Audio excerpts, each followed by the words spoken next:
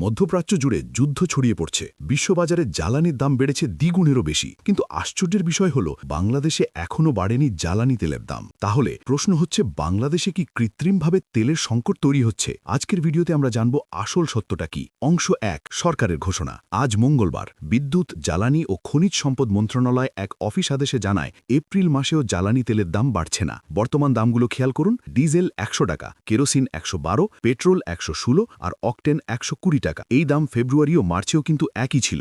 অংশ 2, বিশ্ববাজারের আসল ছবি। সরকারি সূত্র বলছে, বিশ্ববাজারে ডিজেলের দাম বেড়েছে প্রায় 98%। বোঝেন, বর্তমানে ডিজেল আমদানিতে খরচ হচ্ছে প্রতি লিটার প্রায় 198 টাকা, অথচ দেশে বিক্রি হচ্ছে মাত্র 100 টাকায়। অংশ 3, আকাশ ছোঁয়া ভর্তুকি। বাংলাদেশ পেট্রোলিয়াম কর্পোরেশন বলছে, দাম না বাড়ানোর কারণে সরকারকে এক মাসে প্রায় 5,000 কোটি টাকা ভর্তুকি দিতে হচ্ছে। ভাবা যায়, 5,000 কোটি টাকা।